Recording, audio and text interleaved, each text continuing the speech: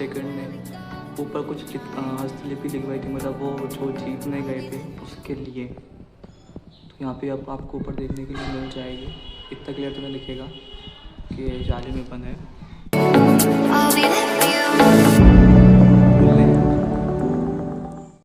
इस गुफा को संकनी गुफा के नाम से जाना जाता है।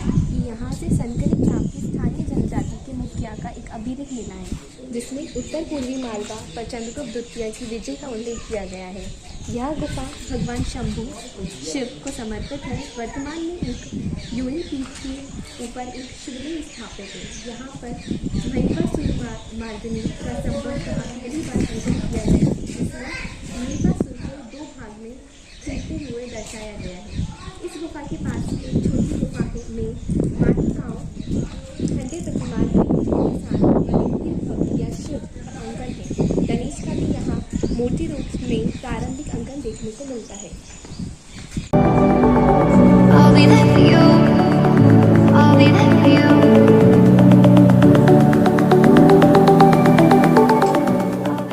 खुदाई लगता है, पता नहीं अब क्या है, लग तो वही रहा, ये शायद शिव भगवान हैं। And this is not. यह दृश्य एक पौराणिक कथा से संबंधित है। जब दानव हिरण्यकश्यप भदेवी पृथ्वी को गहरे पानी में लेकर चला गया था, तब भगवान विष्णु ने वराह सुअर के रूप में अवतार लिया तथा भूदेवी को दानव से बचाया था।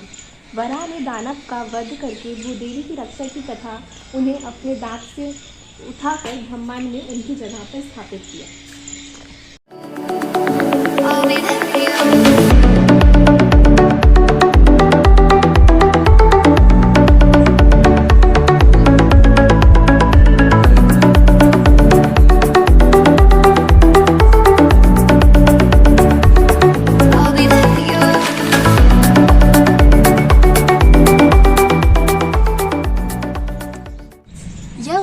उदयगिरी की सबसे महत्वपूर्ण प्रतिमा है। यहाँ पर वराह अवतार में विष्णु जी भूदेवी को समुद्र से बाहर लेकर आते हैं। साथ ही अन्य देवी देवता इस दिव्य अवसर पर उपस्थित हैं।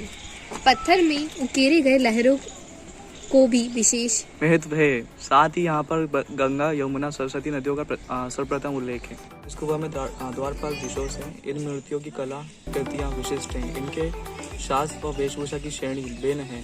साथ ही महिषासुर मर्दिनी, शिवाजी एवं वीरभद्र की प्रतिमाएं हैं। स्मारक प्राचीन स्मारक तथा पुराने तत्वीय स्थल और अवशेष अधिनियम 1958 के अधीन राष्ट्रीय महत्व का घोषित किया गया है। जो कोई इस स्मारक को नष्ट करता है, हटाता है, हानि पहुंचाता है, बदलता है, विकृत करता है, जोखिम में डालता है अथवा इसका दुरुपयोग करता है, तो उससे कारावास का दंड भोगना पड़ेगा, जिसकी अवधि 3 मास तक बढ़ाई जा सकती है अथवा वहाँ अर्थदंड का भागी होगा, जो कि 5000 रुपये तक बढ़ाया जा सकता है, अथवा दोनों ही दंड एक साथ दिए जा सकेंगे। भगवान शिव की यह गुफा भगवान शिव के पुत्र कार्तिकेय को समर्पित है। इस गुफा एवं इसके प्रवेशन द्वार को शिल्पी ने बहुत ही सामान्य तरीके से बनाया है। अमेरिकी शोधार्थी जेम्स हर्ले ने अंदर स्थित कार्तिकेय की प्रतिमा को 5वीं शताब्दी ईस्वी की सबसे सुंदर प्रतिमा बताया है। यह कार्तिकेय को खड़े होने की मुद्रा में दर्शाया गया है। इनके दाएं हाथ में भाला है और बाएं हाथ कमर के पास रखा है। कार्तिकेय के बालों को 3 लड़ियों में दर्शाया गया है।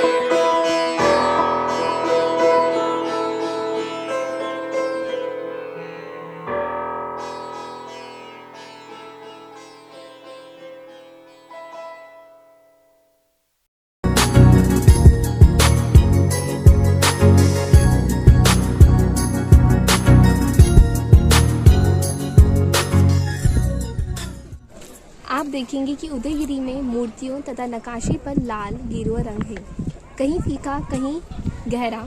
यह रंग प्रारंभिक मौलिक है। अतीत में उदयगिरी की सभी मूर्तियों का रंग गहरा था। मूर्तिकार ने यह लाल रंग पत्थर के संरक्षण के लिए लगाया था। इस लाल रंग को पेड़ की जड़ों से बनाया जाता है। इससे पत्थरों के मौसम के द्वारा होने वाले कटाव पर रोक लगती थी तथा कलाकृति की आयु बढ़ती है।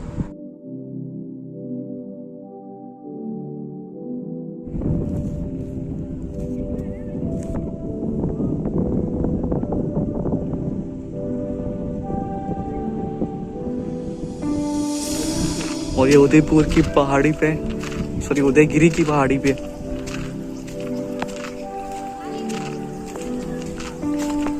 देख सकते हैं बिना पत्तों का।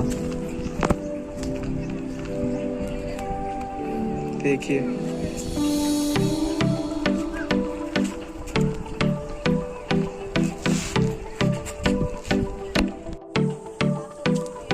ये पता नहीं क्या है, देखते हैं।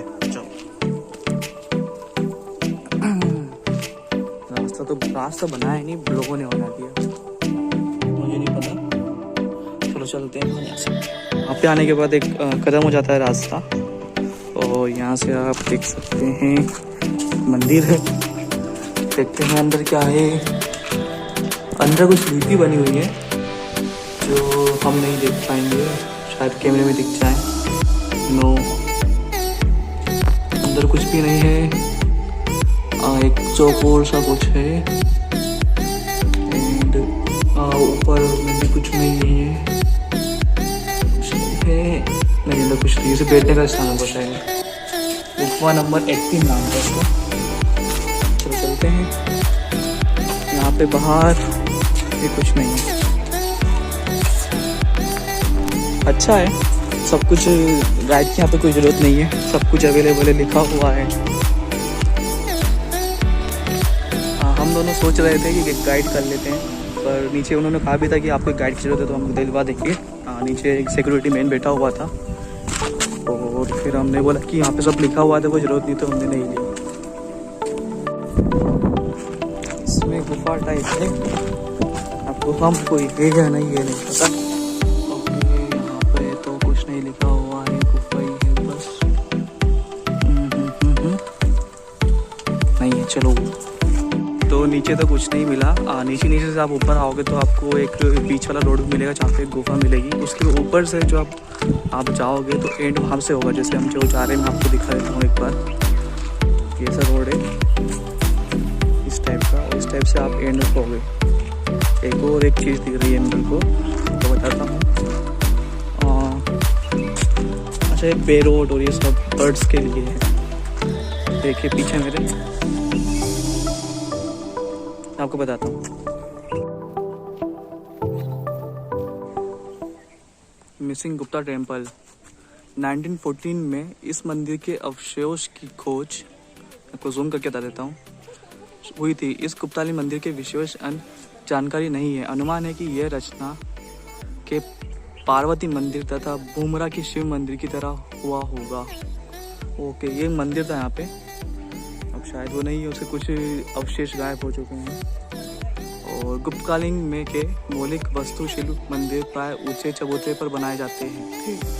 इसमें चपटी छत एवं खाली सपाट दीवार के साथ साथ परीक्षण पट्टी होती है। ये वही है जो आपको दिख रहा है यहाँ पे, ये देख लीजिए। द मिसिंग लोयंस, स्तंभ के 2 भाग शेष हैं। यहाँ पर 4 सिंह वाला एक शीर्ष भी प्राप्त हुआ था। 1920 में ग्वालियर के कुचली महल संग्रहालय में से ले जाया गया। ओके, यहाँ पे एक पैरोट बना हुआ है, चतुर चिड़िया। Okay, Rohan Kapoor Gujarati Mahal museum Gwalior.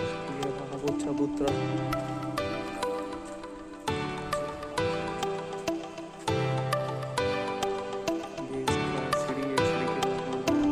So this can be a guest house. You can see here.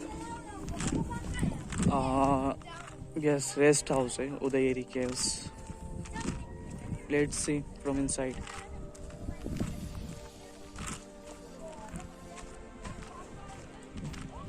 This cave is dedicated to Parashvanath, 23rd of the century Jain Tirthankar. There is a 4 sculpture of Jain Tirthankar carved on the either side of the entrance walls. shows seated on a lotus presidential below, which carved the symbol of wheel. Beside these images, some unfinished carvings are also present on the walls, included lion, elephant, human figures, donkey, etc. The inscription engraved on the left to the entrance of sectum belongs to the Gupta period. यहाँ पत्थरों का उपयोग निर्माण कार्य के लिए रहा है। यहाँ के मंदिर एवं गुफाएं का निर्माण इसी पत्थर से हुआ था। परमशोष पत्थर प्राचीन एवं इसकी कोई प्रमाण जानकारी नहीं है। आधा आठ ब्रेकिंग स्टोन। उदयगिरी में पत्थरों के 6-6 इंच की दूरी पर गोल या अर्ध गोलाकार छिद्र पाएंगे। ये खनन के निशान हैं। ये खनन के निशान हैं। ओके। 10 सेकंड फिर प्रत्येक छिद्र में एक एक करके टट्टे से दबाव डाला जाता है। कारीगर तब तक डट्टों को चौक करते हैं तब तक पत्थर चढ़ा।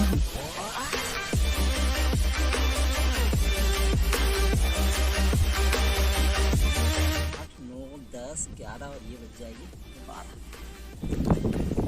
ये अंश किसने बनाया ये हमें नहीं पता। हो सकता है ठेकेदार अपने कारीगरों को शाम की छुट्टी देने के लिए इसका उपयोग करता है।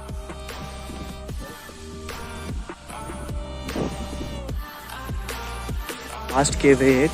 उधर से जाओगे तो आपको उधर की वाली फर्स्ट केव मिलेगी, पर इधर से आओगे तो इधर से फर्स्ट केव मिलेगी। मैं आपको सजेस्ट क्यों करूँगा कि आप पहले लेफ्ट हैंड साइड से जाएं, फिर राइट से ना जाएं, क्योंकि राइट से की जो सीढ़ियाँ हैं वो थोड़ी मतलब बिल्कुल स्ट्रेट है।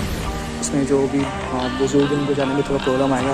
हमने बीच में जो भी गए थे उनसे बोला कि आप इस लेफ्ट साइड वाले से जाइए, लेफ्ट साइड से वाला सही रहेगा। हाइट ज़्यादा ना पड़ेगी। एंड आप देखिए इसका नाम है सीक्रेट ऑफ।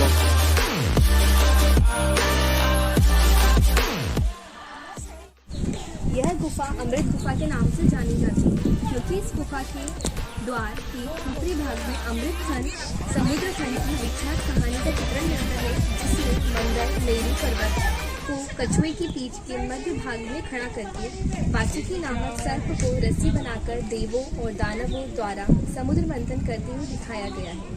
इस गुफा के द्वार के ऊपरी भाग में ही एक तरफ मकर वाहिनी गंगा तथा दूसरी तरफ कुंभ वाहिनी यमुना को दिखाया गया है। इस गुफा से 11वीं शताब्दी का अभिलेख भी मिला है, जिसकी भाषा संस्कृत तथा देवनागरी है। गुफा के द्वार मंडप पर बनी अमृत मंथन की कलाकृति से इसका नामकरण अमृत गुफा हुआ। द्वार के तोरण पर बने अमृत मंथन के चित्र से इसका नाम अमृत गुफा पड़ा है। आप मेरू पर्वत, शेषनाग और देवासुर को देख सकते हैं। अभिलेखीय साक्ष्य जो कि गुफा मंदिरों एवं चट्टानों पर किरण मिलते हैं, वो ब्राह्मणी तथा नागरी लिपि में हैं। ये अभिलेख हमें इन गुफाओं के काल, निर्माता, पंथ तथा किस देवता को समर्पित है के बारे में जानकारी देते हैं। अमृत गुफा के बाएं स्तंभ पर लिखा एक शिलालेख प्राप्त हुआ है। इससे ज्ञात होता है कि कान्हा नामक श्रद्धालु यहाँ विक्रम संवत में आया है।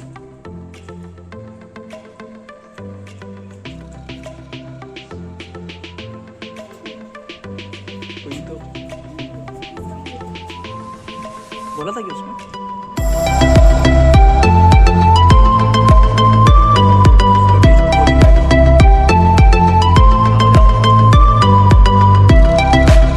तो अंदर शिव मंदिर है, उसके सामने नंदी जी हैं। आगे 2 शिव मंदिर की गोल गोल सी मूर्ति रखी हुई है। अंदर एक और है।